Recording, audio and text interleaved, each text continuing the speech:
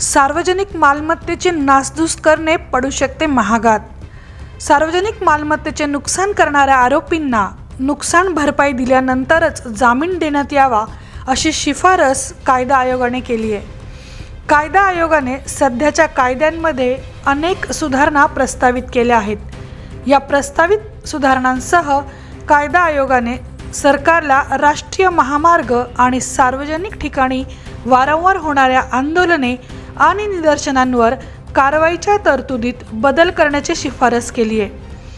कायद्यात सुचविलेल्या बदलांमध्ये सार्वजनिक मालमत्तेची नासधूस झाल्यास त्यासाठी जबाबदार असलेल्या व्यक्ती किंवा संस्थांवर सार्वजनिक किंवा खाजगी मालमत्तेला झालेल्या नुकसानीच्या बाजार मूल्यांच्या बरोबरीची रक्कम भरीव दंड म्हणून आकारण्याची शिफारस करण्यात आली आहे।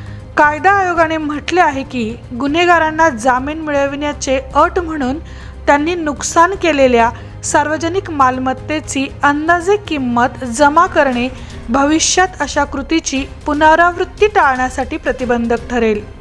सार्वजनिक मालमत्तेचे नुकसान करणाऱ्या आरोपींना केलेल्या नुकसानी एवढी रक्कम जमा केल्यानंतरच जामीन देण्यात यावा अशी शिफारस विधी आयोगाने आपल्या अहवालात केली आहे।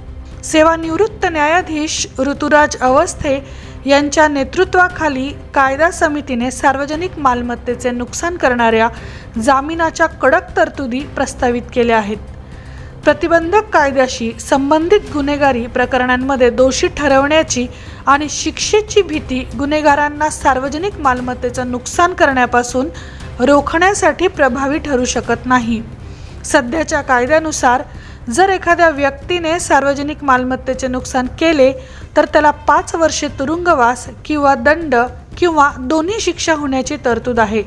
विधी आयोगाने अशी शिफारस केली आहे की सार्वजनिक ठिकाणी दीर्घ काळासाठी अडथळा आणण्यासाठी एक नवीन सर्वसमावेशक कायदा बनवण्यात यावा किंवा त्यासंबंधीची विशिष्ट तरतूद